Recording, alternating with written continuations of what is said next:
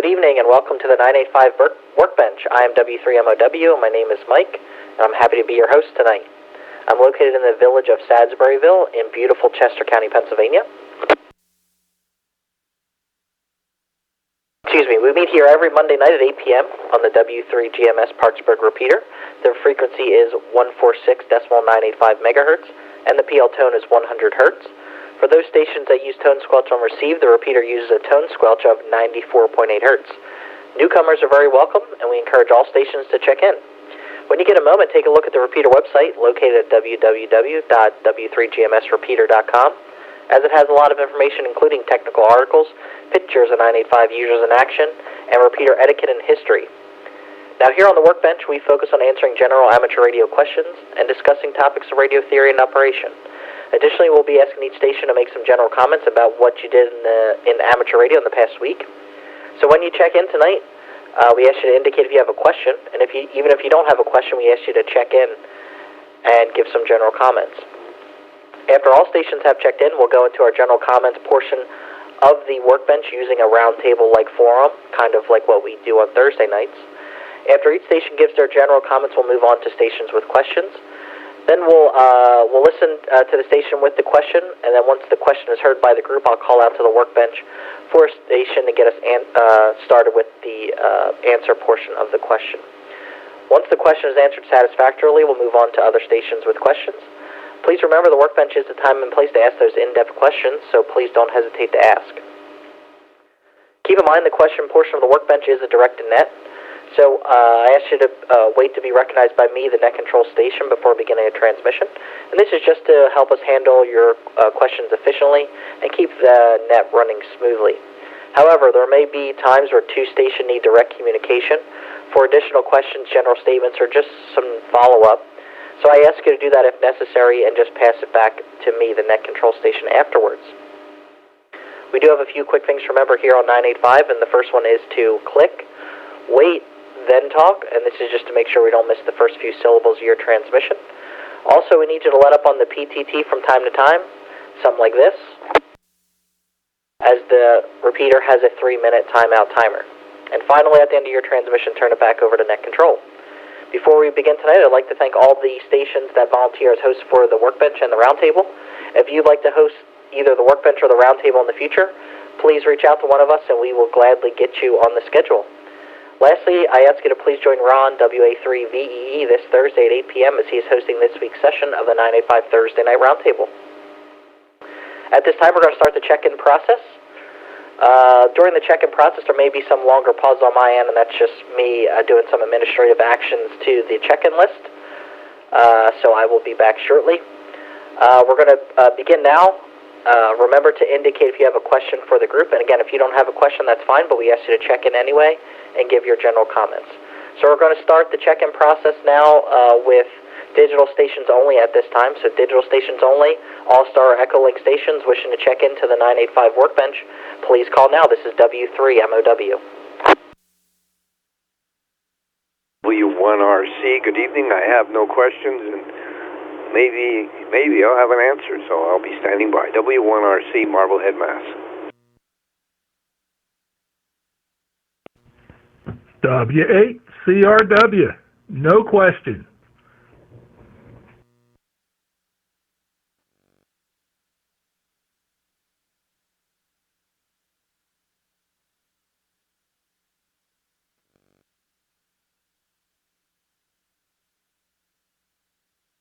All right, the net acknowledges W1RC and W8CRW. Do we have any further digital check-ins? All-Star Echolink, please call now. We'll give you a long pause. This is W3MOW.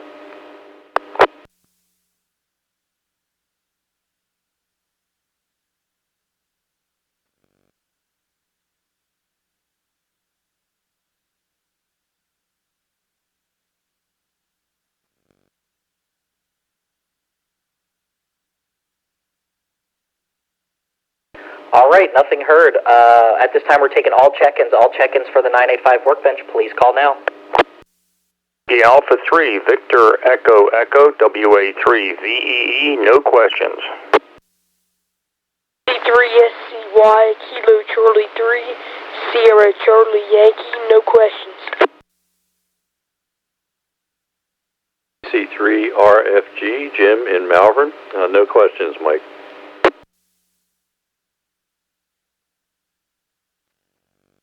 KB3ZIM, East Fallowfield Township, no questions.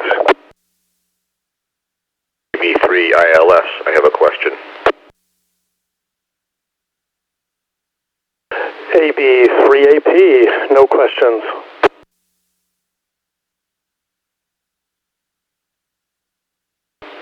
KC3SQI, no questions. KC3OOK, no question.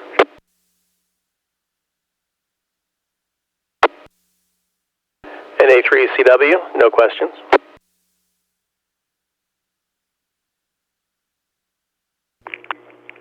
KD3EE, Kilo Delta 3 Echo Echo. John, no questions. KD3AIS, Tim in Malvern with a question.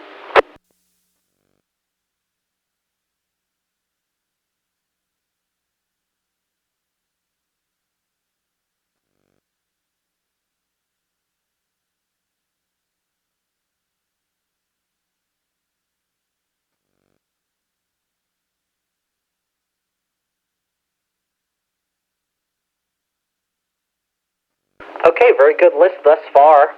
Let's see if we get any more check-ins for the workbench. I didn't really hear any doubles in there, so I think I got everyone. You guys spaced it out pretty well. So I'll go over the list here in a second, but we'll call out one last time here for any check-ins for the 985 workbench. Please call now. This is W3MOW.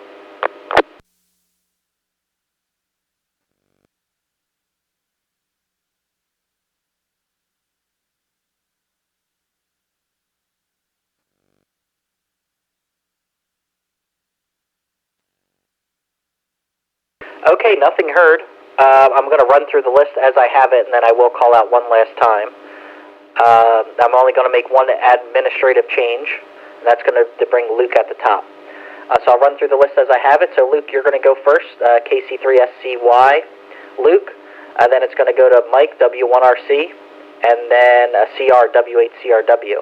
Then we have Ron, WA3VEE, then Jim, KC3RFG, then Bob, KB3ZIM, then Keith, KB3ILS with a question, then Mike, AB3AP, then Wayne, KC3SQI, then Bill, KC3OOK, then Chuck, NA3CW, John, KD3EE, and then our current tail gunner, pending no more check-ins, is Tim, KD3AIS with a question. Do we have any more stations looking to check into the 985 workbench? Please call now. This is W3MOW.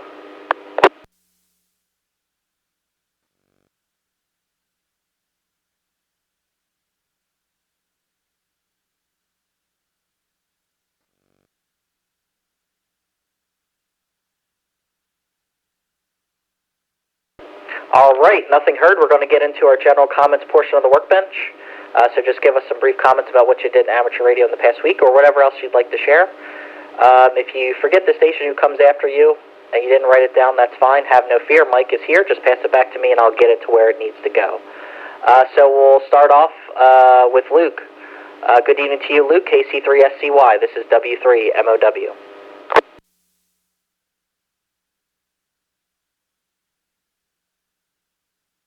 This is KC3SCY. Well, I haven't been super busy in ham radio, but on Sunday we had the Hamfest, Mullica Hill. I think some of the vendors didn't show up as much because of the rain. So there wasn't, of course, any tailgaters, so there wasn't as much old stuff there. But it was still pretty good. So I guess not next weekend, but the weekend after that's Kutztown. So I'll go up to that, and I know there's tons of good stuff up there. So otherwise, I've just been laying out this 1929 TNT transmitter and power supply, and I've been working on my CW. Joe loaned me some CW records, so I put those on my turntables, and I'm about 19 words a minute, 18 words a minute, so doing pretty good there.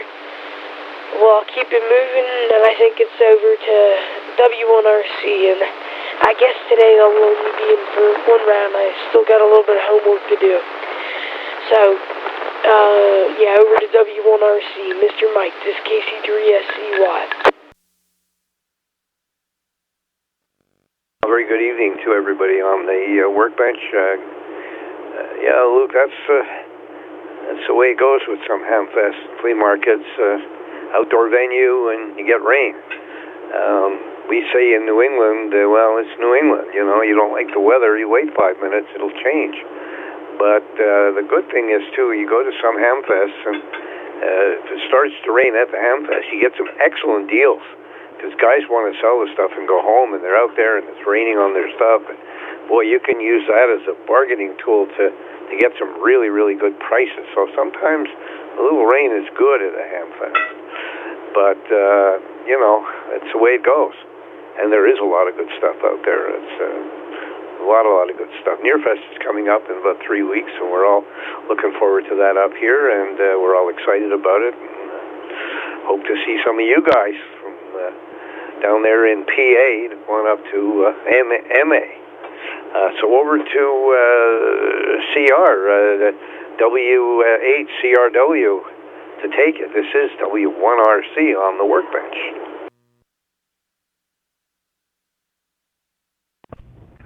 Thanks, Mr. Mike. And Mike, thank you for doing the net tonight, taking the chair, herding the cats. And Leslie, this week in ham radio was normal 985 activities. And the highlight of the week was, as Luke said, Mullica Hill. So I was there, and it was raining a little bit, but there's the pavilion, so it's not too bad. And I got to meet someone from Salem who I've been talking to on Sunday nights for a while, and we had an eyeball QSO. So after that, we had lunch. So it was good all around. So with that, let's go to Ron, WA3VEE, W8CRW. CRW in a group, WA3VEE over here in Westchester. Very, very good, CR. Thank you. And also thanks to Mike. Great to hear you, Mike, for running the net tonight. All very good. What CR said, ditto. I was at Mullica Hill yesterday selling some stuff. Offloaded quite a bit. Still have more to go. Still undecided about whether I want to get a table up at Kutztown or not. If I do, of course, it's going to be for Friday. Probably for Friday only. I'm not going to stay over. But I do have a bunch of books, and I got an old TRF broadcast receiver and probably some other stuff I probably would offload. I have a vintage Dimec sweep oscillator vacuum tube. Very rare. I've never seen one. It's a CR2200. Dimec was a company that HP bought back in the 60s, and their electronics company. And the symbol, the DY symbol, turned upside down. The DY symbol for Dimec logo turned upside down, became the HP logo of the 60s and early 70s. So that was interesting. So anyway, that's a rare piece. I may be looking for a home for. I'm not sure yet. In any event, other than that, just getting some more stuff together over here and doing quite well at getting some things cleared away. There is the breakfast this Friday. I want to remind people about that. So if I'm not at the breakfast, I'll be at Kutztown. So, Jim, over to you. KC3RFG in the group, WA3VEE. Thank you, Ron, WA3VEE. This is Jim, KC3RFG here in Malvern. Thanks, Mike, W3MOW, for taking the chair tonight. Nothing special going on this week. I haven't been in the shack much, just the normal 985 activities. The weather's been so nice, I've been working outside, splitting wood and some other things, and some antenna maintenance, which needs to get done before the weather turns bad later on. So that's about it for me. With that, I will send it over to Bob, KV3ZIM from KC3RFG. Take it away, Bob. Thank you very much. This is Bob, KB3ZIM, East Fallowfield Township. No questions, as I said tonight. Just thought I'd grab the opportunity to check in. The only ham radio stuff I've done in the last week and a half or so has been operated mobile a few times, talked to W3GMS himself, and can't think of anyone else, but I have been out of town quite a bit, and we're down in Nashville, Tennessee for several days. Also had some other activities going on. My annual announcing duties at the Radnor Concord d'Elegance car show and what have you, so unable to go to Hamfest and all those things because I had other things on my agenda. So anyway, there you go. Having said that, I don't want to soak up too much time here because we have at least two people I see here with questions that I jotted down when I was taking the roster, and I'll be interested to hear them.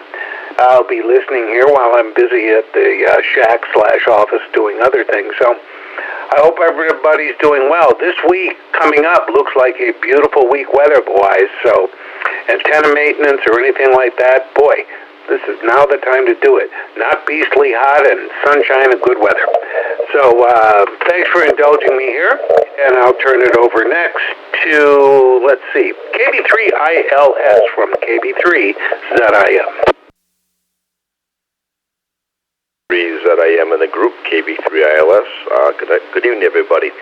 So I had a chance to go to Hamfest this weekend. That what people have been talking about, and it's the first time I've been there. Didn't know what to expect, and of course it rained, but it was really good to see people, and had a chance to talk Winter Field Day with some. So planning for that is starting.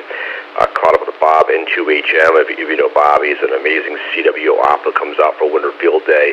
He promised me he would be coming out and pounding brass on CW for our Winter Field Day site. So great to catch up with Luke at lunch. I can't believe the projects Luke is working on. Every time I talk to him, I feel like I cannot keep up and learn as much as he has. Wonderful to see other people, Tom, Ron, Joe, and CR. And near the end, as the rain was coming down and lunch wasn't quite ready, CR and I got a chance to sit under the pavilion and talk about our thoughts about local township government and our experiences. So a lot of fun catching with CR. Biggest news, I didn't come home with a boat anchor radio, which is good. Don't need another one of those, but I did get a lot of parts. I'm trying to build some rigs and follow schematics and QRP books. And they always say, just grab a air variable capacitor or a meter or something out of your junk box, and mine's not that big. So with the rain, the parts were good, meters were cheap. I got some relays. I don't know what I'll use them for, but the price was right because they were almost free. But the biggest two things I got were some power supply boards. I have to decide if I want to part them out and use the heat sinks. A lot of cool heat sinks on them, a lot of parts on them, or I want to play with them a little bit, see if maybe I can make them work. I don't know. I'll worry about this winter. But the big find was air variable capacitors. I've always wanted to have a little collection of them to use for oscillators and projects. And so they were selling them, and one guy gave me 5 of them for $5. Got a nice little collection of them here from a 1/2 inch cross to 1.5 inches. Got to do some work on them. But the interesting one is one I haven't seen before. It's one where the bottom, the stator, is asymmetrical. And I did some research on it yesterday when I got home. And it was because it helps you have the tuning be linear when you're building your radio or whatever you're doing. You're trying to do it. So that'll be kind of interesting. So I have some work to do on that. Anyway, a really good time at the Hamfest, and the bands have been acting pretty good. I'm going to turn it over to my neighbor, Mike, AB3AP, who is also committed to coming to Winter Field Day, KB3ILS. KB3ILS in the group, AB3AP, good evening all. Yeah, I'm looking forward to Winter Field Day. Had conflicts, and I actually cannot remember what last year's conflict was, but I don't expect one this year. As to my recent ham radio activities, I feel I missed out on the Hamfest, but I did absolutely no radio because we were down in Disney. We met up with family friends from years back from England, rode roller coasters, enjoyed the Epcot food and wine festival, and spend way too much money. But, you know, every now and then that sort of thing is fun. And my wife was in Schofield Barracks a month or so ago. That's on Oahu, Hawaii. And she will be sent there again in a few weeks. And then again next month. I think I'm going to tag along then.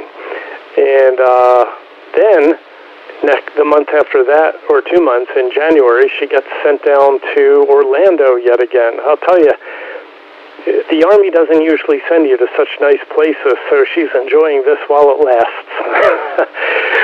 So with all that non-ham radio update, I'll send it over to Wayne, KC3SQI, AB3AP.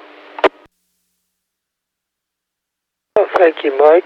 AB3AP, this is KC3SQI. Not much on the ham radio front.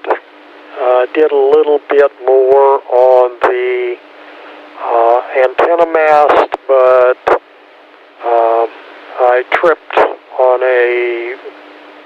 got my foot caught under a surface root off of a tree, and kind of goofed myself up a couple weeks ago, so haven't been doing much of anything. So with that, I'll turn it over to Bill, KC3OOK. This is KC3SQI. KC3SQI, KC3OOK. Thanks, Wayne. And I'm sorry to hear that your trip didn't work out well. I know I'm joking, but it's not a joke. Hope you're able to get around soon. And as always, if you need any help, I'm always here, and I'm always retired. So, Mike, thanks for taking it tonight. I guess for me, not a lot on the radio.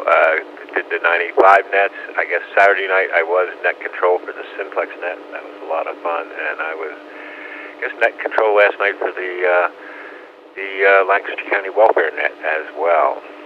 Other than that, not a lot of activity here other than woodwork to go into the ham shack, although didn't make it to Mullica Hill, and it would have been nice to get there just to meet with the folks. But I did pick up something from Ron that didn't get to go up to Mullica Hill, and thank you, Ron. I picked up a Hewlett Packard, I think it's an 8558B spectrum analyzer from Ron. And Ron, I found a great reprint of the original manual from Hewlett Packard on using that model. So I've got to print that out. But other than that, it's looking forward to tower work at Joe's coming up this week, and it's really nice weather, so we are getting close. And with that, I turn it over to Chuck, NA3CW, KC3OOK.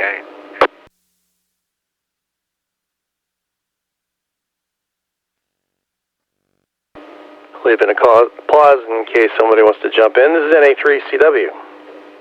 Good evening, one and all. I have been busier than a one-arm paper hanger for the last week. I was not feeling well for part of it earlier, but feeling okay now, and getting a bunch of things done, trying to do some overhaul work on my little trailer that's been slowly rusting away for the last 17 years, and I'm making some progress with it. And this is in between runs to my sister's place to deal with her needs. And more. But so I've done some 985 activities, absolutely nothing on HF because I was asked to do sound for a neighboring church. They're doing an outdoor event, and they asked our pastor if they could use some of our PA equipment outdoors. So I did that, and ran to Westchester in between setup and tear down, and did some stuff for my sister. So that's been my life at the moment. So looking forward to, as scheduled, if scheduled, comes true, to do some tower work with Bill and Joe on Friday. And Ron, did I hear you correctly? Did you say that the breakfast is this Friday? The third Friday is the 19th, unless I got something wrong. So Where am I at? Okay, over to John, KD3EE, NA3CW.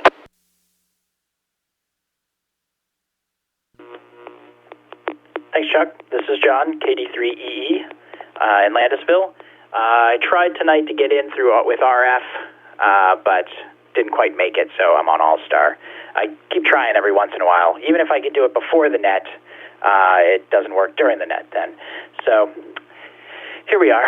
I've been playing around with some packet radio stuff for WinLink and accessing BBSs. It's like the old modem days with BBSs, though a little slower than when I started. I start at 2400 baud usually, and this all is at 1200 baud. I'm using my phone and BTEC HT with Bluetooth connection between it, and that's how I'm doing packet stuff. So it's kind of fun to play around with. I've been doing a lot of POTA and stuff, which is usually FT8, and then I start doing some CW to see what I can do. The new call sign is still very nice for CW. I'm very happy with myself. I've been learning the value of the chokes while out in the parks. I tried to remove one because I figured I'd use the coax as a counterpoise. Well, that brought all the RF into my computer and screwed up the touchpad and all that every time I transmitted, so had to put that back. I've been chasing some CW POTA stuff from home. That's always getting some more practice. And I saw a lot more FT8 this afternoon on 10 meters after the summer of quiet, so I was chasing some of that. I'm not ready to consider winter field day and the cold temps. So I hand off to KD3AIS. Tim, this is KD3EE. KD3EE, this is KD3AIS, Tim in Malvern. I didn't do anything with regard to ham radio this week, but I did get a new vehicle, new to me, and that is what leads to my question, so I will save that for question time. Back to Mike, W3MOW, this is KD3AIS.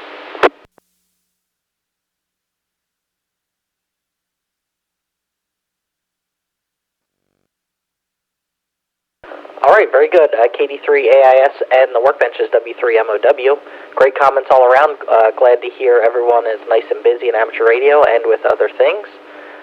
Just goes to show, all the different aspects of ham radio that the 985 user group is in. Before I give my comments, let's see if there's any other check-ins for the Workbench.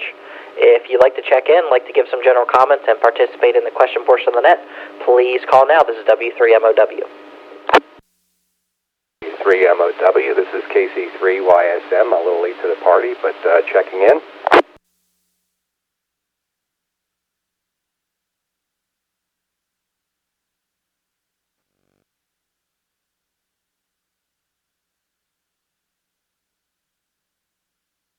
Okay, very good. Was it, did you say KD3YSM? About that, it's Kilo Charlie 3 Yankee Sierra Mike.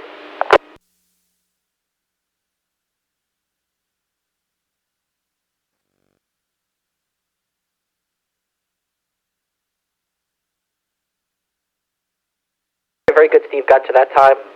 Do we have any other stations wishing to check in? Please call now.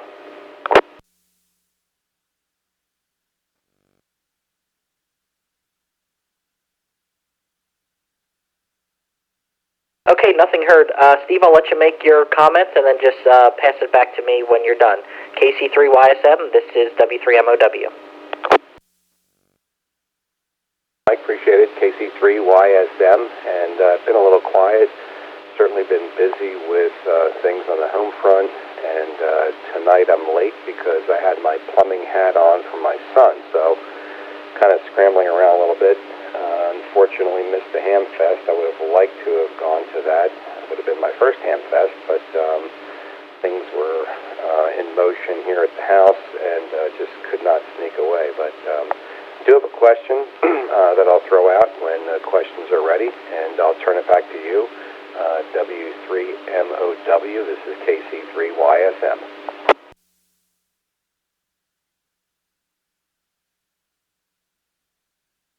All right, Steve, very good. Thanks for checking in tonight, and thanks for letting us know you have a question. Looks like we have 3 questions on the docket tonight, and we'll get to those in a second. As far as my general comments, I haven't really been doing much in amateur radio per the usual. Obviously, I'd like to change that, but I keep saying that I'm not really making any progress. But it's good to have it on the agenda. Just been busy with work and life, and I'm also taking some college classes, so that just takes up a little bit of time. Let's see. Before we move into the question portion of the workbench, I just want to say that participation is most important to us here on 985. So we encourage all stations to make some general comments and share experiences, as knowledge level really doesn't matter to us here on the repeaters. We can all learn from each other. So I ask you to just pick up the mic and have some fun tonight. We do have 3 questions on the docket. We have one from Keith, KD3ILS, Tim, KD3AIS, and then Steve, KC3YSM. And of course, if anyone else has a question, just let us know. We'll get to that as well. Keith, I'm going to turn it over to you for your question. KB3ILS, this is W3MOW. 3MOW, KB3ILS, thank you very much for hosting the net. Before I ask my question, a quick comment for KD3EE. Very nice CW call sign. I'm impressed. I probably should change mine. KB3ILS seems to be hard for people to send. If they're using a computer, they get it. Even though they're good ops on their paddles, sometimes they struggle to get it there. And I think I heard you work on POTUS stations on CW. It's a great way to get experience. I do it as many days a week as I can, and I find out when I work 2 or 3 or 4 or 10 POTUS stations in a day, by the end of the week I feel a lot better about my CW. It just gets those fingers whirling, so keep going on that. So here's my question. Some of you probably already know what it's going to be about. It's going to be about these air variable capacitors that I got. Some are nice and shiny and new. Some have obviously been in something. All of them I could make them rotate a little bit, so they can get the plates to be moving and separating and meshing together.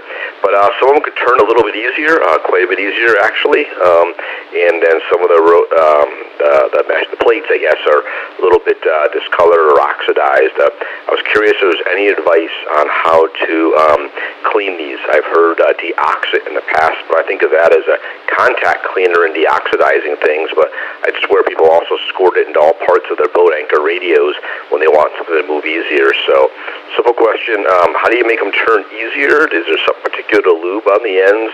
And then is there anything to do to the plates to make sure they're nice and squeaky clean so that you get the right capacitance?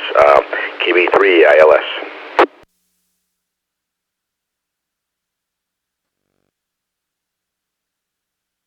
All right, very good, Keith. Thanks for your question tonight. Do we have a station that wants to get us started?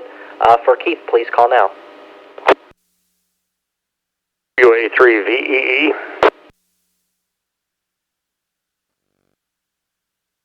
All right, Ron, over to you. Good evening to you. WA3VEE, W3MOW. WA3VEE is a great question, Keith. Absolutely. It was good to see you yesterday at the Hamfest, and welcome to your to Mullica Hill Hamfest. Oh, by the way, comment here as an aside to the answering the question. Chuck, thank you very much. You're my calibration here.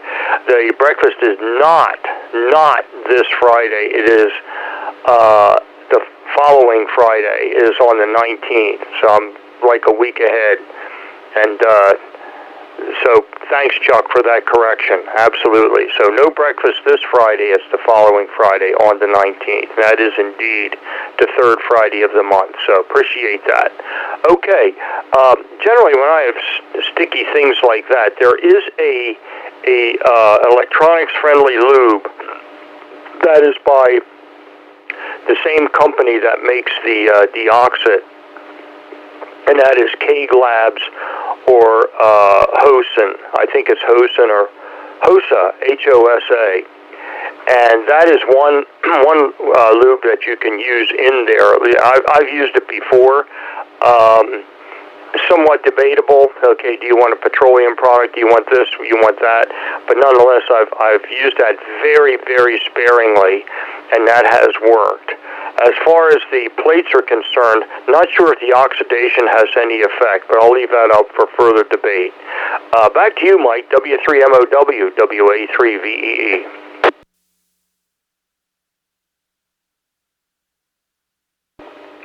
Thanks, Ron, for your comments here. Do we have any other stations for Keith? Please call.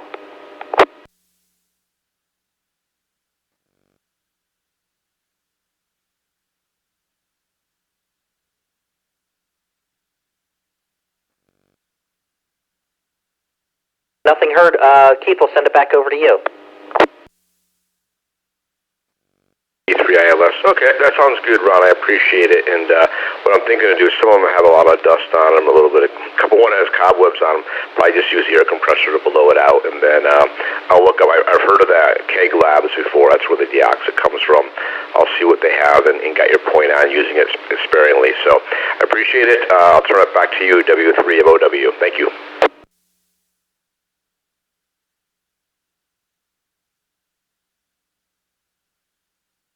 All right, very good, Keith. Again, thanks for checking in tonight, and thanks for your question.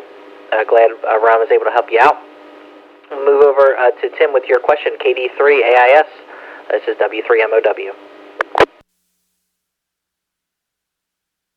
W3MOW, this is KD3AIS, Tim in Malvern. As I said, I got a new vehicle, to me, a Toyota Tundra pickup 2024, so it has electronics in it.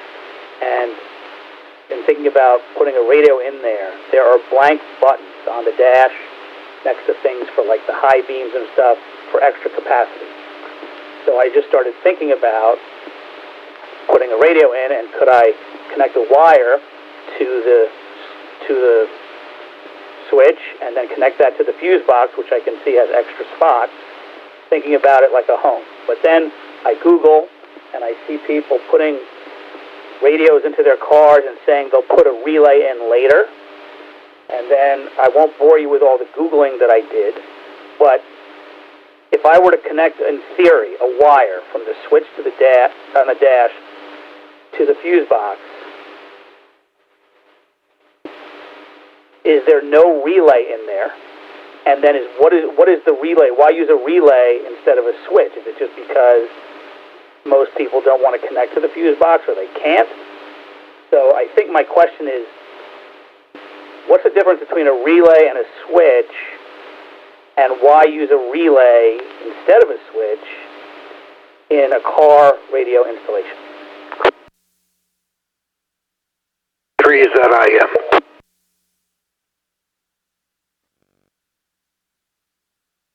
All right, very good, Tim.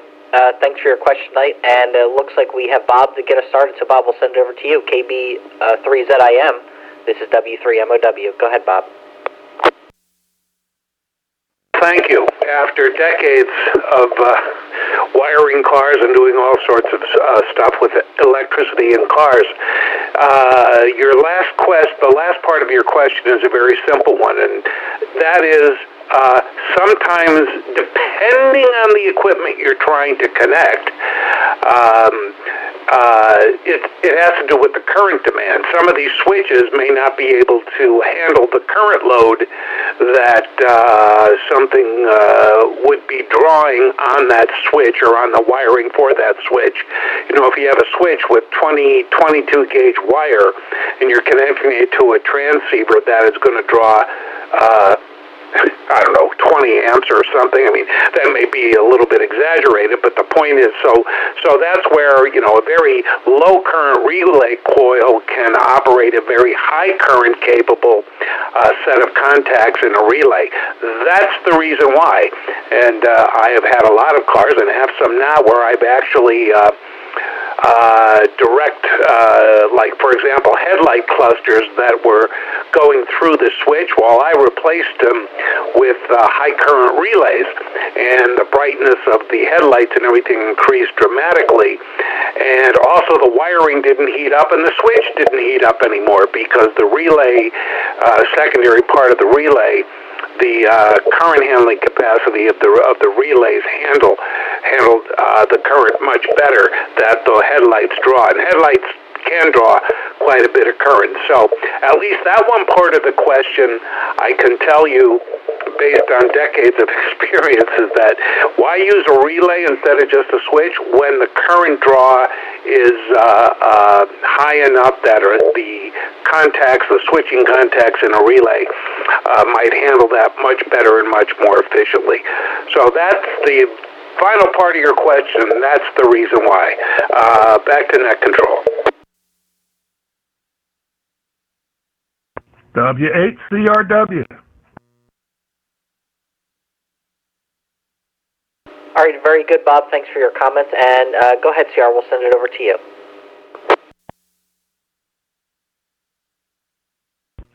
Well, I have a couple of thoughts on that. I would, yes, oh boy, get my thoughts straight here. Yeah, the relay is for the current capacity. You use the relay so you can use a higher draw current appliance or whatever. But you may just want to rethink hooking your radio directly to the vehicle. If it's a new vehicle, check with the manufacturer, because I have it's no longer a new vehicle, but the dealership gave me a really bad time about having anything connected to the vehicle's electrical system when it comes to warranty work. So that's a consideration you might want to check into. Back to net.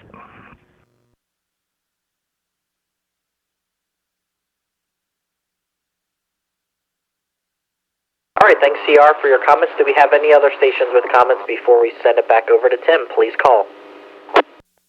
AC300K. Mr. Bill, good evening to you. Go ahead. Thank you, Mike. Tim, a couple things. There's a lot of things to consider when you're mounting the radio in your car. And one thing that I would recommend, you probably have the foremost expert on the round table here living right by you. I would talk to Harvey. There's a lot of things to consider. If your fuse block has a spare with sufficient capacity to handle that, you can connect your positive to that.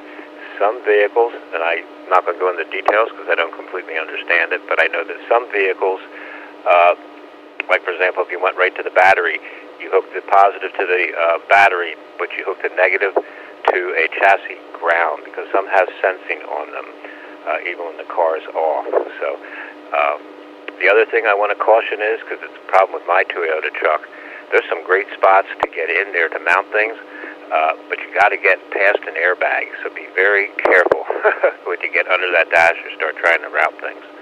So I think my number one suggestion is I talk to Harvey. So back to net. Back to you, Mike. W3MOW, KC300K.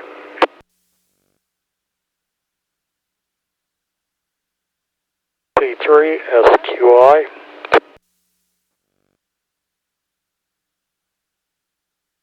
All right, Bill, thanks for your comments. I was thinking the same thing. Anything automotive, Harvey's good for that.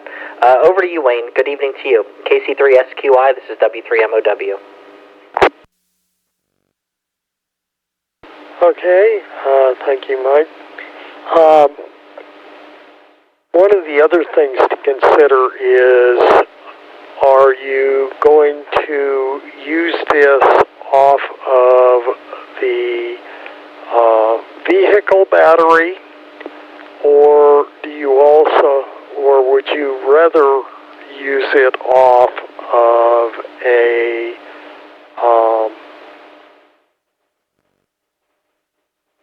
lithium-ion phosphate battery that is not hooked up to all the other electronics of the car? If you're getting noise and things like that off of the battery from the vehicle, then you might want to consider getting a LiFePO or other separate battery just for the radio, and then that way you can also leave the radio on if you forget, and you don't run down your other battery, which is another thing that you should be looking at, especially with the amount of current these radios take when they're in transmit is that you have a kick out on it that turns it off before it completely drains the battery if there's something that happens to the charging circuit on the car. So those are some other things that you should be looking at a little bit. KC3SQI, back to net.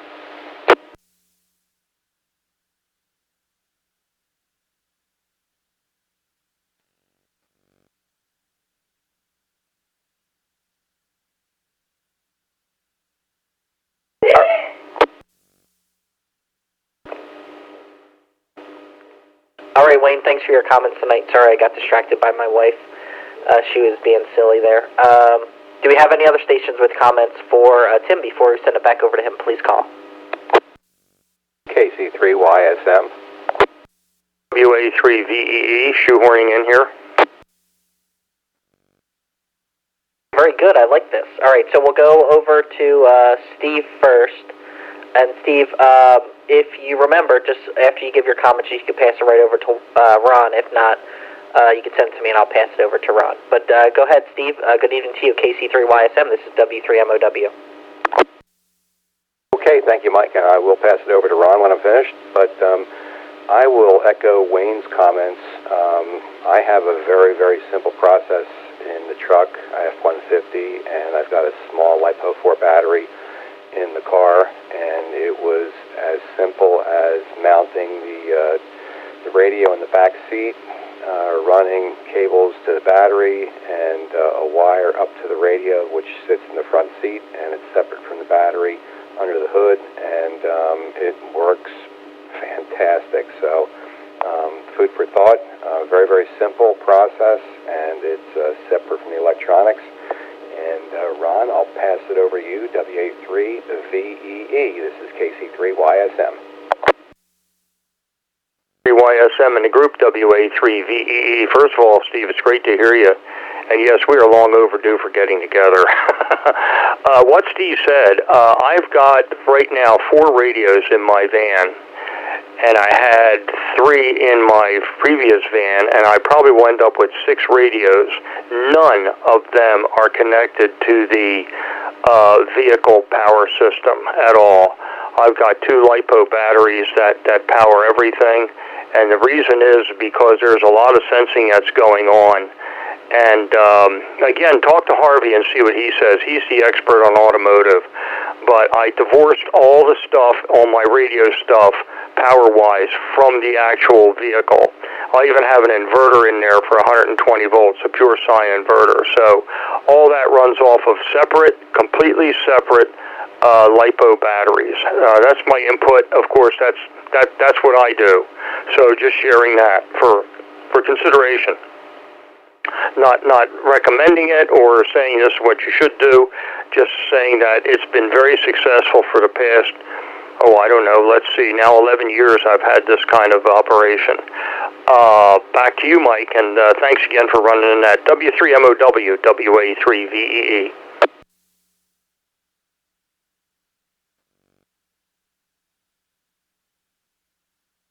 All right, very good, Ron. Thanks for your comments. And yes, absolutely my pleasure to host tonight. Tim, we're going to send it back to you for some follow-up here. If you have any follow-up for any particular station, just go ahead and you can go back and forth with that station if you need to. KD3AIS is W3MOW. W3MOW, this is KD3AIS. Thank you so much to everybody on the net for all the knowledge. I thought I would come and ask this question here to hear a different perspective and also to learn something before I ask the expert, Harvey. Harvey, I'm aware, is my neighbor, and I ran into him the other day walking the dog, and he gave me a boatload of knowledge, and he also helped me to select and then install the NFED half-wave that I have set up at my house. So I will definitely check with him as the expert for sure, but I appreciate everybody's feedback. And I will not ask any further questions here, and I'll send it back to Mike, W3MOW. T3NZT.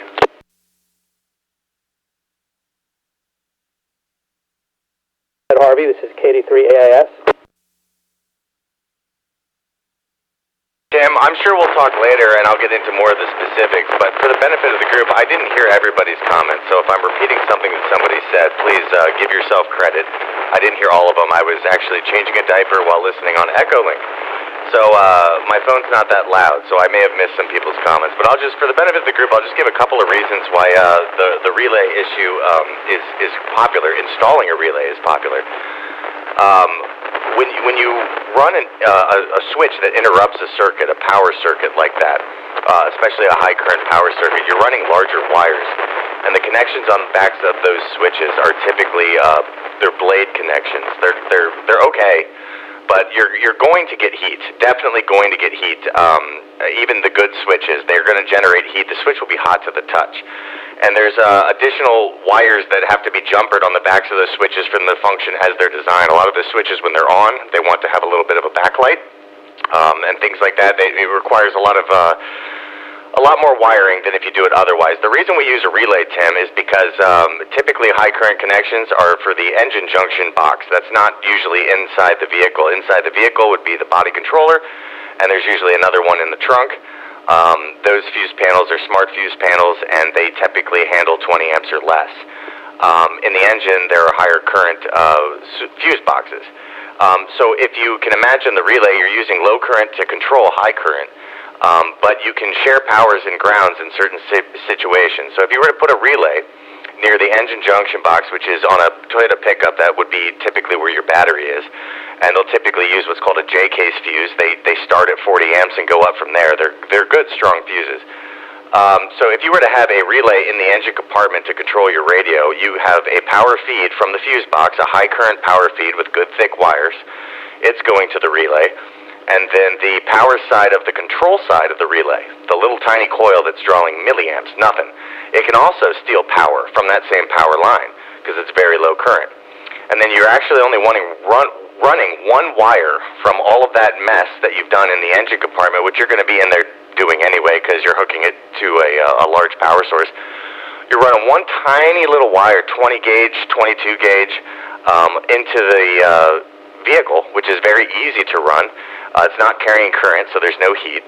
And then that wire is going to be ran to the switch. And then the switch, it's just going to switch ground to control that coil. The coil always has power from its main power feed. And you're just going to switch the ground. Well, there's grounds all over the inside of the vehicle. You can pick anything that's handy and convenient. And remember, the control side is low current. So we're not passing much current. It can be anything, usually in the dashboard. And so you only have one wire going from the relay that's in the engine compartment to the switch.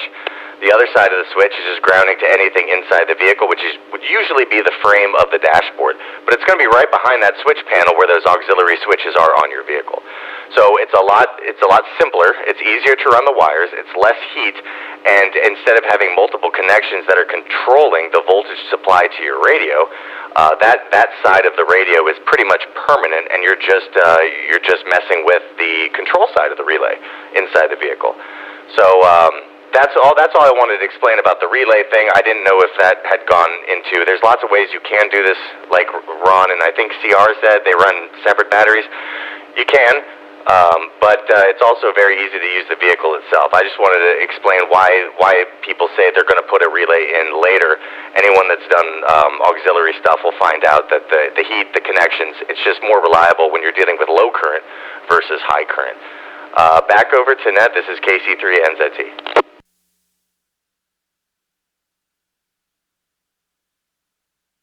Okay, very good, Harvey. Great explanation there. Thanks for popping in at the end and helping us with this question. Very much appreciated. We'll send it over to Tim if you have any follow-up there from Harvey. And I know you guys said you could follow up later, but feel free to follow up here so we can all hear what you have to say. KD3AIS, this is W3MOW.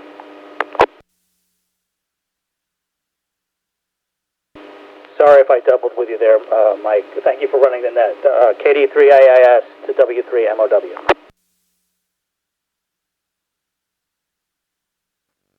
Yeah, I think we doubled there. I just wanted to see if you had any follow-up for Harvey. follow-up and glad that he added all that to the group. Thank you. Back to W3MOW.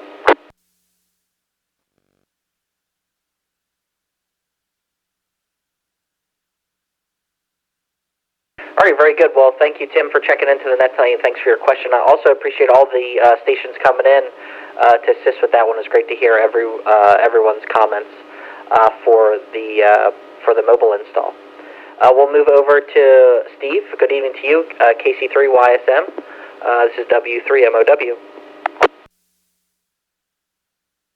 Thank you, Mike. W3MOW, KC3YSM.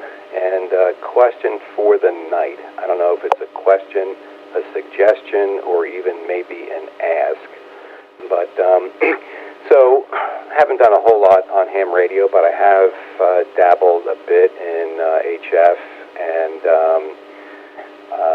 seems like I'm not getting out like I was before, which brings me to antennas.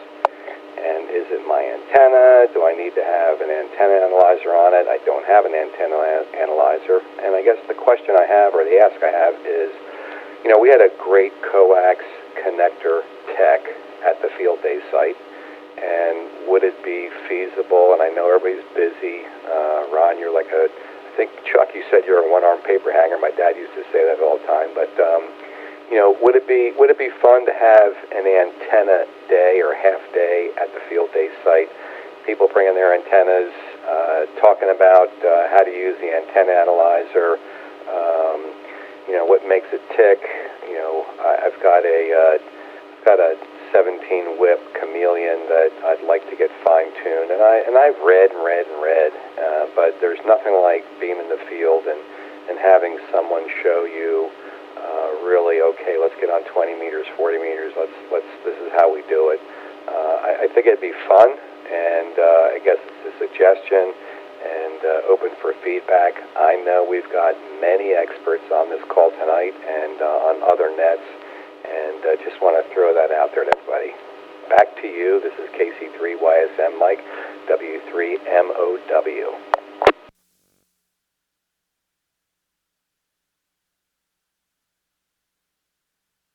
Okay, very good, Steve. Yeah, I totally understand where you're coming from there. I'm very much a visual learner myself, so I'm not very good at reading and comprehending. I need to see it visually. And I'm sure we have some folks who could help you out there. So I don't really know, were you looking to try to set something up, or were you just saying, you know, maybe at the next field day or winter field day to have like a little antenna clinic? Or did you want to talk about something specific you have going on right now? Back to you. C3YSM. I guess I was thinking of more of a clinic, like a tech. I don't want to interrupt winter field day. I think it'd be fun to get a bunch of guys out there, and everybody could bring a different antenna. There's so many different iterations on throwing an antenna up. Chuck, I know you're a wizard. Ron, the same way. Okay, how do you throw a wire up in a tree? How do I get my 17 whip antenna to be tuned? There's a lot of different home brews and so forth. It'd be fun to learn about it, and you know, I can read all day long, but there's nothing like going out in the field and saying, okay, well, here's a 17 whip. We can get on here, here, and here. Let's use the antenna analyzer. Okay, here's how we throw a wire up in the tree, and this is what we're doing. Blah, blah, blah. Back to you, Mike. W3MOW, KC3YSM.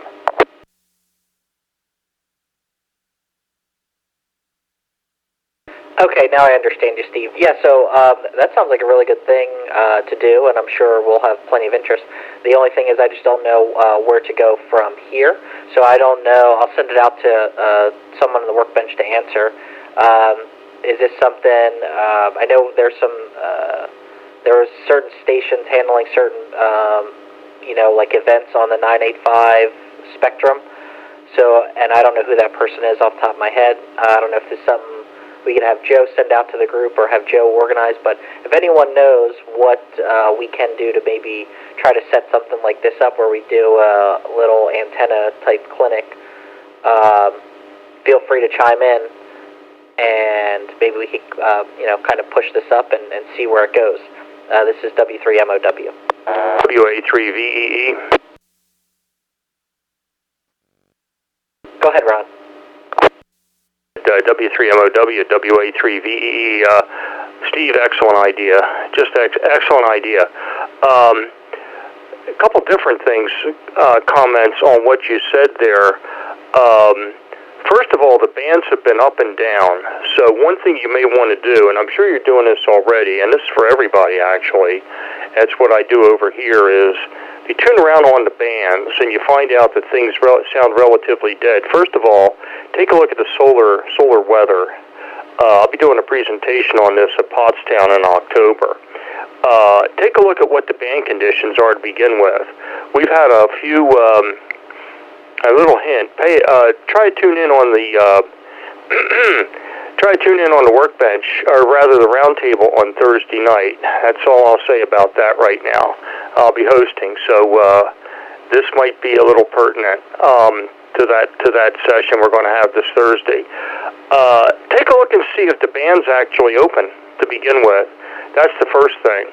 And there's a bunch of sites out there like DX Maps, DX Heat, DX Summit for spotting stations. See what's being spotted and by whom, and that will give you some idea. Also, if you just Google HF propagation maps, that's the first thing. Find out if the band is open. Take a look at your SWR meter on in your case, Steve, your 991.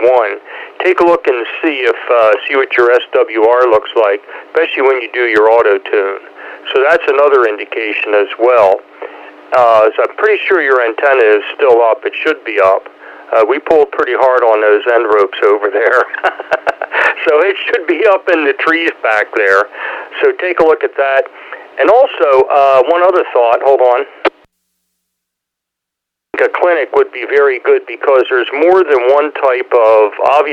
than one type of way of looking, one type of method for looking at whether or not an antenna is working. And that includes antenna analyzers, like I've got an AA3000, an AA600, those kinds of things from Rig Expert. That's one thing. What kind of signal they put out. There's MFJ types. There's, of course, the commercial standard, and that is the Bird 43. So that needs a signal source, like a transceiver. So using each and knowing how to use each of those is pretty valuable. And also with the antenna stuff as well, how to put an antenna up, but especially with the antenna analyzers. Very important piece of test equipment, and I'm not familiar at all with the nano VNAs. I do have one, just never got a chance to use it. That's another method, but usually depend upon my antenna analyzer. And right here in the shack on HF, right in line are two Bird 43s, one before an amplifier, one after. Those I rely on consistently as the standards for measuring power as well as antenna connectivity. Mike, back to you. W3MO. Before I do turn it back, probably I don't know if we need to organize this formally as an event or anything, but I'd be willing to go up some Saturday, probably in early October, up to the field day site and meet people up there and at least show my part of it. W3MOW, WA3VEE.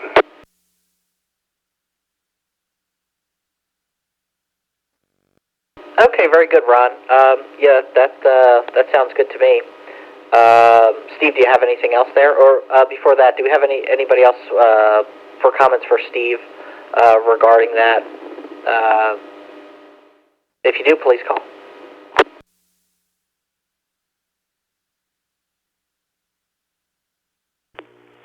KD3EE. Go ahead, John. I have a whole browser window dedicated to ham radio stuff, so I've got tabs open, and all the recommendations that Ron gave, like looking for those propagation maps, the maximum usable frequency, the MUF. Look for that sort of thing. Those maps, I refer to those all the time. Like just today, that's how I recognized that 10 meters might be more open than it had been before, because it gives you those frequencies that are working. But yeah, look around for those resources.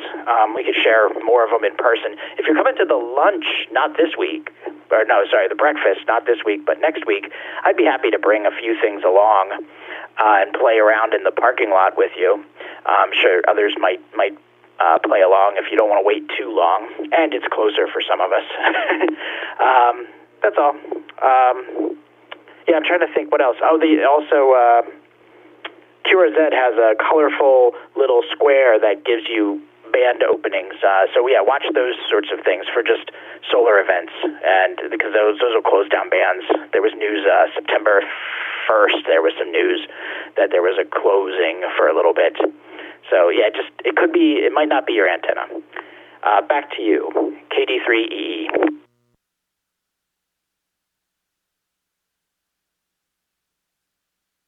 All right, John, thanks for your comments there. Yeah, great techniques all around there. Yeah, sometimes you might think it's your station, but really it's the science going on in the atmosphere that's making your station not do as well as it seemed. Let's see, do we have any further comments there for Steve? If you do, please call.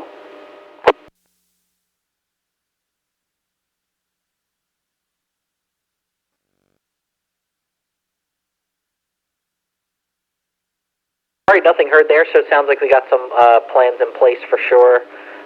Maybe doing some antenna stuff at the next breakfast and whatever. I'm sure we could set something up outside of the field days because they are pretty busy, but I think that's good on there. I'll send it back to you, Steve, if you have anything else. KC3YSM, this is W3MOW. W3MOW, thank you, Mike, and thank you, everybody, for your feedback. I do use DX Heat, and I am on QRZ, and we'll look at some things. It's probably propagation, but I still would like to learn more and pick everybody's brain about antennas. I know there's a lot of information on this line right now, and it's just it's getting it at everybody, getting it out of you also. I think it'd be fun to have an antenna session, just like we did the coax session. It's certainly we've got the field day site. It doesn't have to be on field day, winter or summer, obviously, but fun time to go up there. People can bring their antennas. I don't have an antenna analyzer, and you can spend $200, you can spend $1,500, and I know, Ron, you've got all those lab-grade rig experts, but, do I really need that? And I don't mind spending some money on an antenna analyzer, but, what do I really need? It gets overwhelming to look at all the information, and believe me, I've looked and looked and looked, and I've done a lot of things on antennas, but there's nothing like being in the field and having bunch of you old salty dogs saying, this is what you got to do, Steve. So anyhow, I appreciate it, everybody. Thank you very much. I'll throw it back to you, Mike, W3MOW, KC3YSM.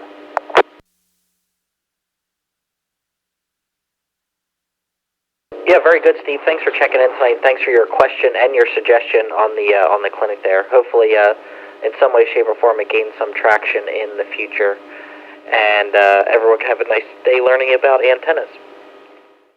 With that being said, do we have any further questions from anyone who checked in tonight?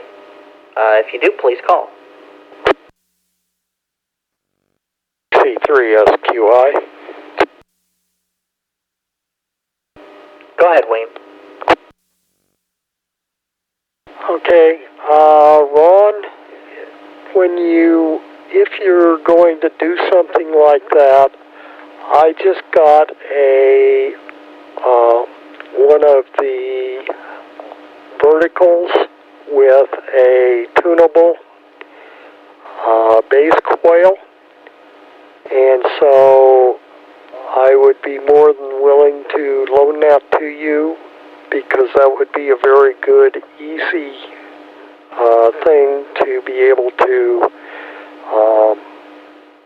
use that to show what happens with the antenna and how to tune it.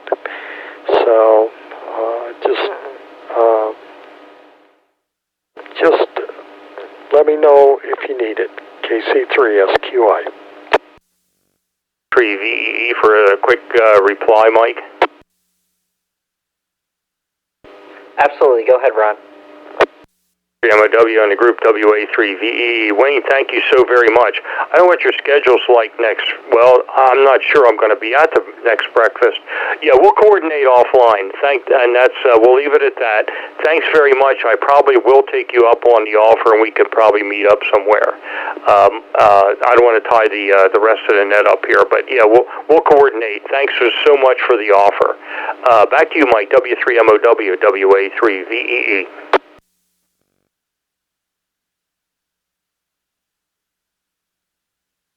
Absolutely, Ron. Thanks for coming back there with Wayne. So I don't think we had any further questions. Let's see.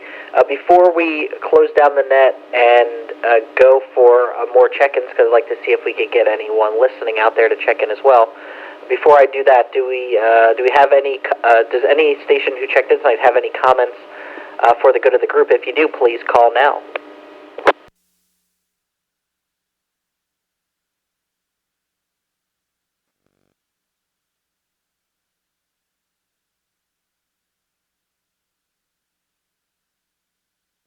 All right, nothing heard, and then this is the last call for check-ins to get on the W3MOW 985 Workbench check-in list for September 8th, 2025. If you'd like to get on the list and you were listening out on the side there, I'd love to have you on it. Give us a call, W3MOW.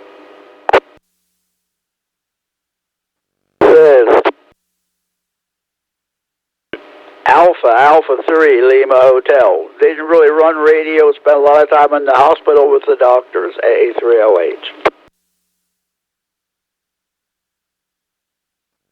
This is KD3BPI. I've been listening. I was just too late to check in, but good conversation.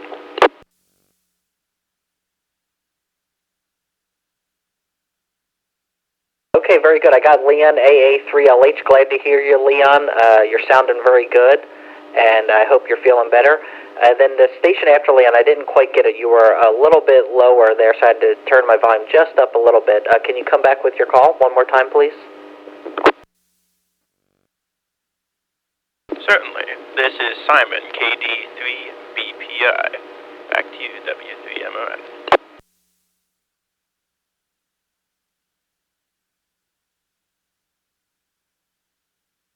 Very good, Simon. Got you in the log that time. Do we have any other stations wishing to check in? Please call.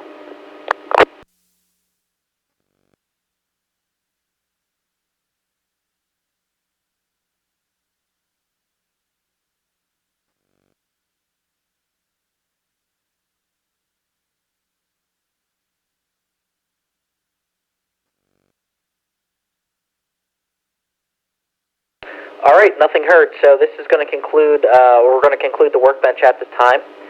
I just want to thank all the stations for checking in tonight. We had a really good general comments portion and a really good question portion. A lot of stations contributed. It was great to hear everyone kind of work through the questions together, and definitely learned a lot tonight on my end as well. Also, a big thank you to Joe, W3GMS, for allowing us to use the repeater for the workbench.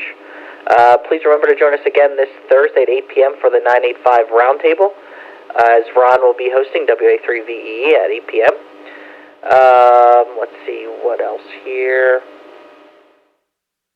And also, Joe likes to have the repeater in use, so even though the workbench is closing down for the evening, feel free to use the repeater afterward to continue the dialogue or for further questionings, or just normal amateur use to run up the electric bill. That would be great. Joe appreciates that. So that's it for me tonight. Again, glad to be your host for the workbench. I did hear from Jim. He emailed me a reminder to host the workbench tonight, and he did say he may be in here at the tail end of it, but I know he has his various clubs and stuff like that happening on Monday night. So, Jim, if you're out there listening, sorry we missed you tonight. I was hoping to hear you. But that's it for me. I hope everyone has a great week ahead. It's going to be a beautiful week. I hope everyone enjoys it and gets ready for the fall weather coming up here soon. 7-3 for now, and good night. This is W3MOW, now clear for the evening. 7-3 all.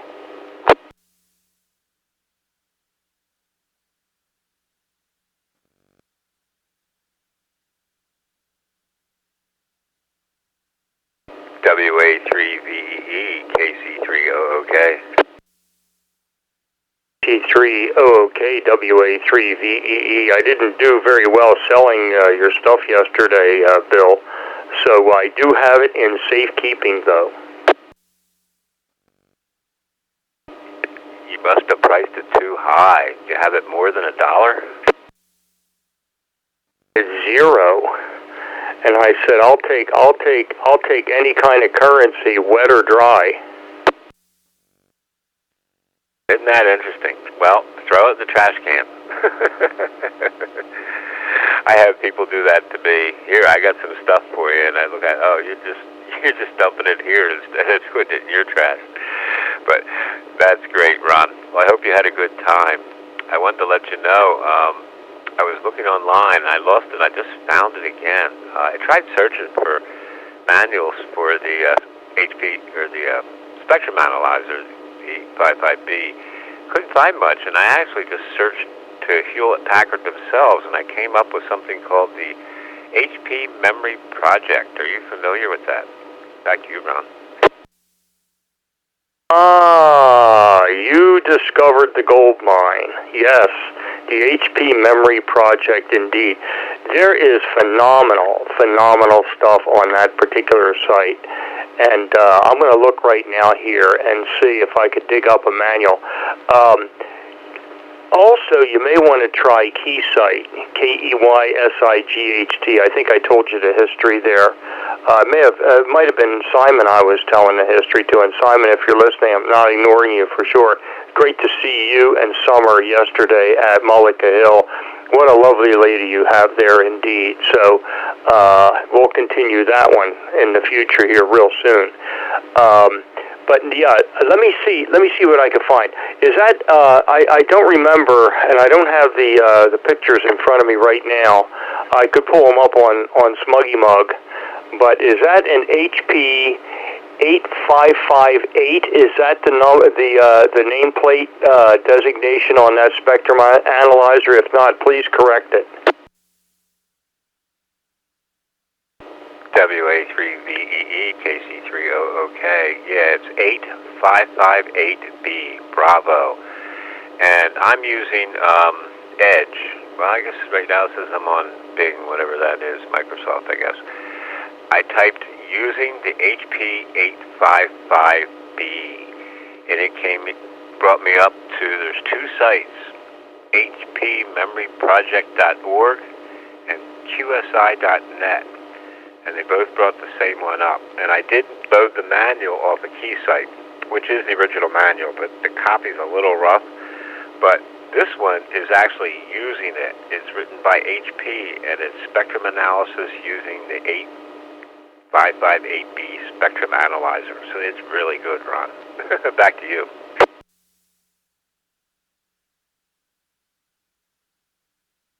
Just left a little bit of a pause there. Well, that's probably an application note. Having been a writer for HP for 6 of my 40 years with them and Agilent, I will say we had a tremendous group, an applications group in each of the divisions, in each of the disciplines, in test and measurement, analytical, medical, semiconductor test, you name it, that just did that. They took the products and they wrote application notes. There's a whole bunch of those application notes which are just written tremendously. There's tremendous information in those.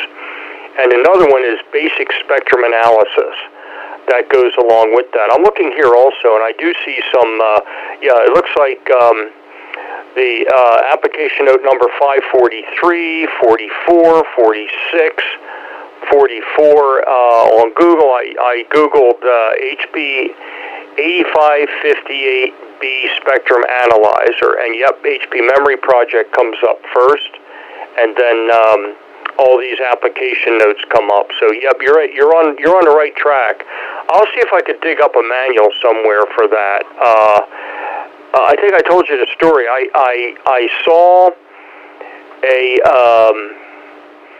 a product that I really wanted to get a hold of. I don't even remember what it is now, but anyway, I did get it. It was a fellow from Whiskey 3 India Charlie W3 Interstate Commerce Commission, who was at Valley Forge a couple years ago, and I stupidly did not buy it there from him at the Hamfest.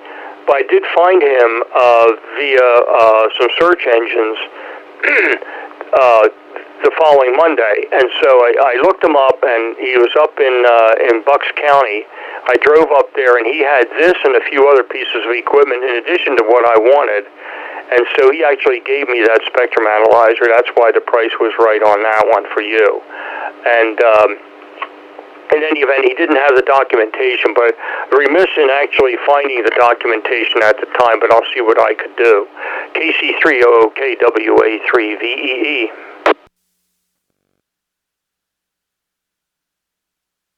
We'll leave a little pause there. WA3VEE, KC3OOK. Well, thanks, Ron. If you have it, that's great. I looked online. Like I said, I downloaded one, so I'm not going to print that out. But I'll have it on the computer, and I am not going to pay. They're on there for like $39. I guess they could ask anything on eBay. But I also noticed there's like Agilent Group. I typed it. I was surprised how much I found on it, and it sounds like people are still using them, so they still work, I guess, if everything's up to snuff. But I did. I connected it to calibrate the way you had it, turned it on, and it's. I'm wondering just the more it gets used, and like you said, when I do get it apart, and I'll talk to you before I do that, and just blow it out and clean things out. It seems like it works for what little I've seen so far. Back to you, Ron. WA3VEE, KC3OOK. CQDX, AF3Z. Country of Lancaster. I don't know if I have that one in my logbook. It's probably number 352 in the DXCC list. AF3Z in the group WA3VEE. Good evening from way out. Are you in the same time zone out there in the West, Jim? Go ahead. Yeah, we are, but most of us, we just judge the season by the tumbleweed. And just going through a little tunnel here on Greenfield Road. Just got out of the photography club meeting and the afterglow yakking and stuff. So good evening. I didn't want to interrupt you, but I wanted to say hi and interrupt you anyway. And sounds like you got something interesting going on there, Bill. So over to you, Ron, AF3Z. Good, Jim. Great to have you in here this evening. Good evening, and all very good. Yeah, I did a nice trade with Bill. I gave him. We traded. He gave me his tail twister rotor, which I'm actually going to use up in the attic. And I traded that for an HP spectrum analyzer. So, and I've got several over here. So, this one just needs a little TLC. It needs as he's indicating, it needs a really good cleaning inside, and a little bit of it needs a good deoxid bath. And I think he's going to have a really good one in there. I took out the module on the bottom, which is the actual spectrum analyzer. Has a scope on top of the vintage of when I started as a technician at HP. That goes way back to like 72, 73. And the spectrum analyzer is the plug-in module on the bottom. And Bill, I did find a manual, and I'll send it over to you here. I hope this works, because it looks like it's saving it as a GIMP file. So I'm not sure if that's going to work or not. But let's see. In any event, and it's pretty clean. So that's what we're talking about here. So over to you, Bill. KC3OOK and the group WA3VEE. WA3VEE KC3OOK in the group. Well, good evening, Jim. And I don't know how interesting it is, only to hams maybe. But yeah, Rod, I appreciate that. There's plenty to learn. I have to have fun to do all the reading and learning. But we will get there. We will get there. And I'll just say, Jim, it's good to hear you tonight, and I'm happy to change the subject. I heard you. I think you're mobile on your way home, but I am not sure. So over to you. Wow, I am drawing a complete blank. AF3Z KC3OOK. All right. Was there somebody else in there? I heard something. It might have been local, but when Bill started, was there somebody else trying to call in? Oh, it's just Simon, KD3BPI. Enjoying your conversation. Hey, Simon. Don't say it was just Simon. Say it's Simon. I'm glad to be here. Very good. I'll give it to you in a minute.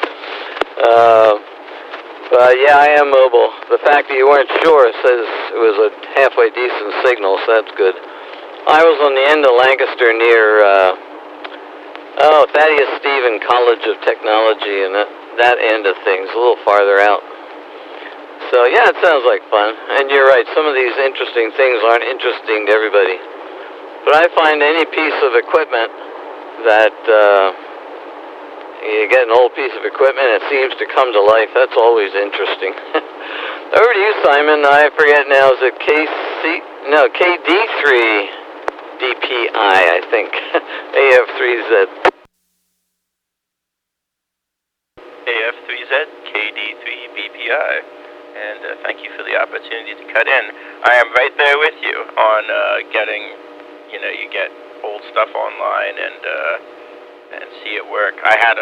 For a while, I had a 1983 F-250 diesel that I got from, I don't remember where it was from originally. I bought it out of Haverford Grace, Maryland. And, man, that diesel engine, it was a little bit of a bear to get it working, but once it did, it was great. And in an F-250, it got about 18 miles a gallon with that engine until the engine blew up. And then there it was. But the process of getting it running was pretty cool. Pretty cool indeed. But, yeah. I guess, let's see. I'll pass it to Ron. What's the harm? No harm there. This is KD3BPI in the group, and I'll pass it to WA3VEE. Simon, KD3BPI in the group, WA3VEE. Yeah, all very good. Yeah, deviation's a little low on that rig, so you and I need to get together and we need to get a complete system checkout of what you got going on over there, especially from the mobile side. We've been saying that it's just been very busy, and you've been busy, and you and Summer have been busy, and I've been busy. So, but it was really great to meet her yesterday. So I definitely want to have a lot more conversation with both you guys, no question about it. And like I said, I hope she wasn't driven off by all us old guys playing with radio and all the squeaks and squawks that we do and stuff like that. So, and like I was joking with her, I hope to see a set of call signs after her name sooner or later as well, for sure. And Bill, take a look at your inbox, because I have a fairly pristine and clean manual in there now.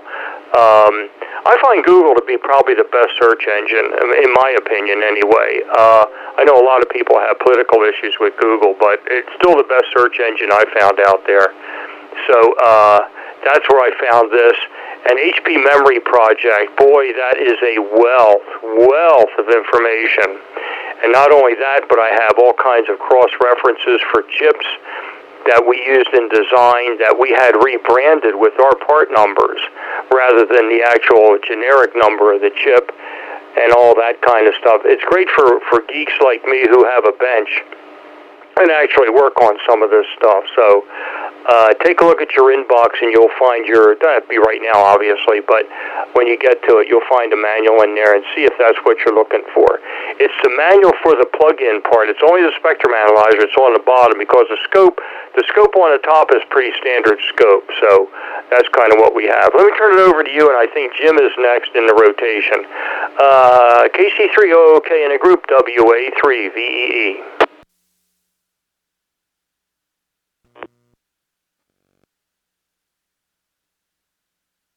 Left a little pause there. Wasn't sure if somebody else was there. WA3VEE, KC3OOK in the group. And good evening, Simon. Good evening. And yeah, Ron, I've already got it. It's already downloaded. So thank you. I appreciate that. And yeah, you know, it's funny. I have both Edge and Google, and I find sometimes you got to use one or another, especially when you've seen something and can't find it again. That's the most frustrating part. But Simon, I used to have an old, I'm not sure if it was an 83, I think it was a little newer than that, but I had a 80s F350 with the International diesel in it, and that thing just ran forever with tons of power. So I miss that truck. But I don't have too much here, and I've been talking a long while, dominating the conversation, so I'll turn it over to Jim. AF3Z, remember your call sign now, Jim. KC3OOK. All right, AF3Z, and don't worry about that, Bill. When I'm with somebody else who can't remember things, that always makes me feel better. So your pain is my pleasure, I guess. I'm on 283 here, just went by Landisville exit, I think. Not too far from Mount Choi at this point, so this may be my last.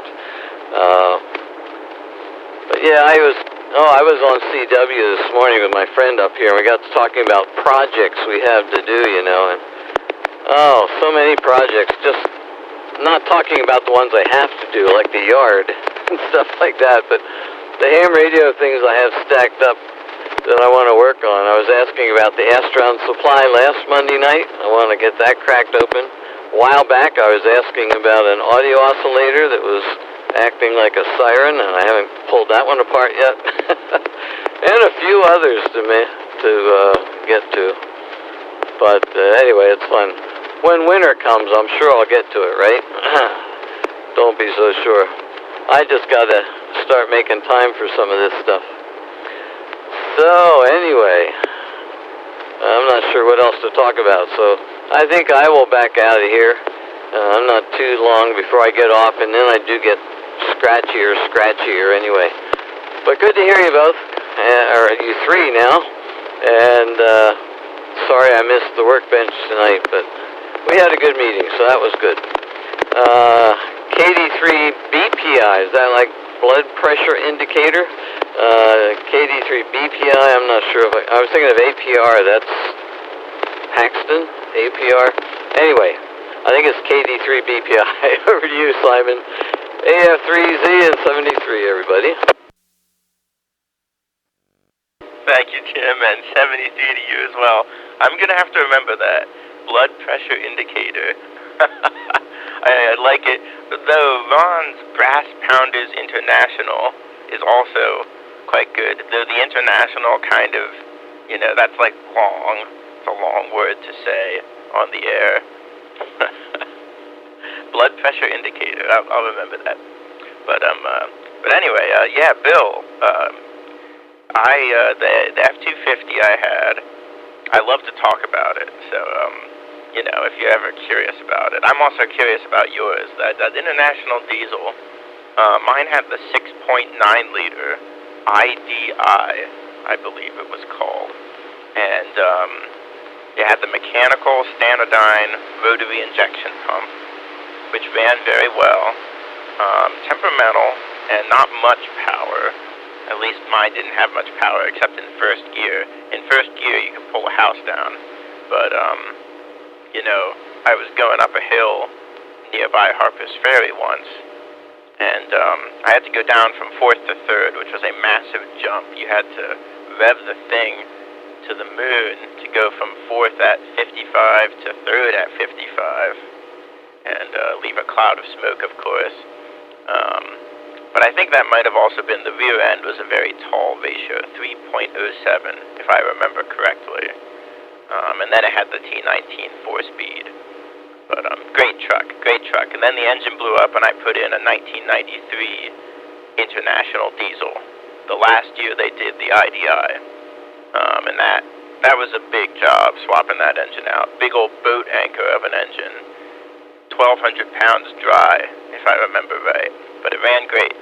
And the turbocharger had an itty-bitty turbo, and that helped it out significantly. And I sold it down the road. Didn't need it anymore, but I do miss it every day. Maybe not every day. I miss it when I need to move things. And then about half the time otherwise, to be perfectly honest. But, yeah. Alright, I'll pass it back to Ron. Yes, and Ron, yeah, we'll definitely have to get together sometime. We're making time here. Once the beach season goes by, our weekends are a little more open. We like to go over to the Jersey Shore. Summer's grandma has a place that she keeps there. And so makes it very simple. Very simple. And I am talking on my new antenna, my Comet. Little Comet. But anyway, I'm about to time out. So over to you, Ron. WA3VEE, KD3BPI. Simon, very, very interesting signal you have over here on the input. KD3BPI in the group WA3VE. I'm gonna make this my next to last final also here. I just want to hear comments from Bill yet, but because I got to get up and get to bed. I got to get out of here early tomorrow morning, run some errands. But I just took a video of your signal coming over here direct on 385. And your frequency is varying, so we need to take a look at that. And that's very strange. So as you modulate, as you deviate, the entire the carrier should the carrier should be varying. However, what I did was it should not vary as much as it's doing all the way over for the deviation. So the stability just doesn't seem to. The resting frequency, I should say, is varying. That's the accurate depiction. So I will show you that. And what I also did was I took a picture of the repeater output to show you the difference. And like right now, I'm looking at my signal, and it is rock solid on the spectrum scope over here. My 385 transmit signal, because I listen to myself as I'm actually transmitting over here. So you might even hear a little bit of an echo in the background. But in any event, it's quite interesting. So we'll have to see what's going on there with your system. But the deviation needs to come up just a little bit. The volume's just a little bit low. So if you have a mic gain or deviation setting on there, you might want to tweak it up a little bit. We can help you do that. Joe has the eagle ear, too, as we probably all know. Well, we all know, but you may know. So he will give you a really good audio report for sure. He has a golden ear for that kind of stuff. So if your audio passes the GMS smell test, you're in good shape. Anyway, I'm going to make this my final, and we'll hook up Simon for sure. Please give my very dearest to Summer for sure. Tell her it was a real pleasure to meet her yesterday for sure. KC30OK in the group to transmit, WA3VEE. WA3VEE, KC30OK in the group. Yeah, Ron, that spectrum scope is handy for things like that. And I notice on Simplex that a lot of times people bump the dial and they're off frequency. And I'm learning that I can associate seeing it, and so when I hear it, I recognize it by more like I see it, learn what that sound is like, so I can recognize, and I do start to recognize it just from the sound difference. But, and I'm going to make this my last one as well. I'm a bachelor tonight, and I've been up since dark 30, and I'm going to go in and make some blueberry muffins just because I can. And Simon, my truck must have been earlier, thinking back through it. That international engine was awesome. Because the earliest ones before they used a Ford engine were the International DT466, and they made that for years, 466 cubic inch, naturally aspirated. And funny thing about them was when you first started hauling with them, they felt like they didn't have a lot of power, but once you on a load, once you ran them a while, they just got powerful. I hauled a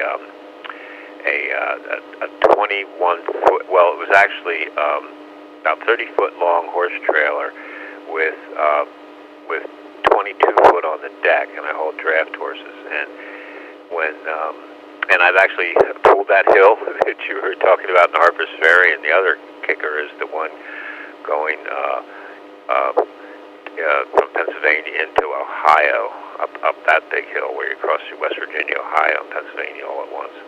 But those things with a couple hours on them just got incredibly powerful. So I could talk about them all night long too. I love that one. But I'm going to say 7-3 as well, and it's good to hear everyone on here after the workbench. So over to you, Simon. KD3 BPI KC3OOK. KC3OOK, KD3 BPI. Thank you, Bill. Yeah, and I did turn up my mic gain and turned off auto attenuation. So I'll ask you real quick if you're still there. Is it any better? KC3OOK. Simon, yes, it is. It is definitely better. I definitely want to take a look at your output though once we get together. So see what's going on with the variation there. You can hear it in the audio when someone's off frequency, like 5 kilohertz or something like that. Your resting frequency on FM, of course. When you're off 5 kilohertz or so, or you're varying, there is some distortion in the audio, and you have a little bit of distortion there. So we'll figure out what's going on with that. And I also need to get you the complete frequency list. So at some point we'll get together and we'll be able to get that squared away. And it's no big deal. And definitely enjoy the beach, and definitely enjoy grandmom-in-law to be, no doubt about it. So I'll turn it back to you and see if Bill is still in there. I think he said that was his final, but I'm going to run too and get upstairs, and I got to take care of the you talk about herding cats. I really am herding cats over here for sure. And yes, they move in herds. They do move in herds. To quote Sam Neill from Jurassic Park, KD3BPI, WA3VEE.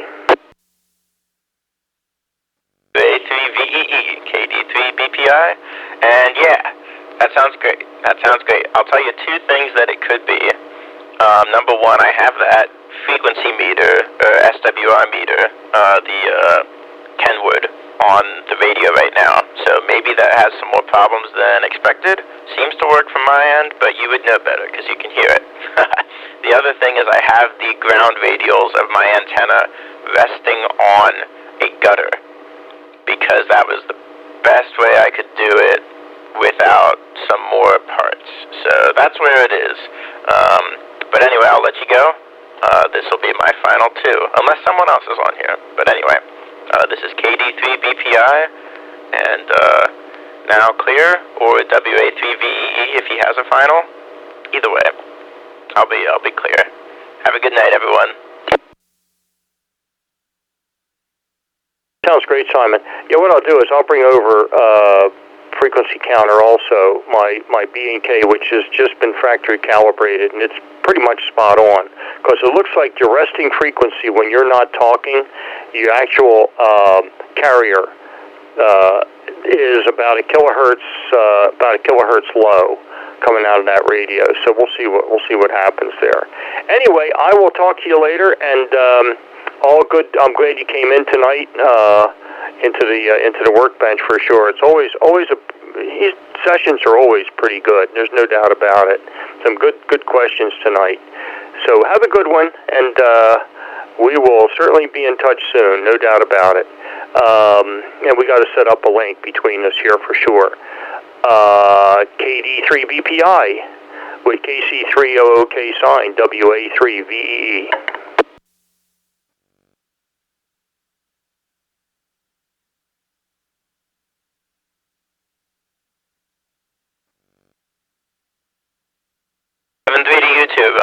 Have a good night. KD3BPI.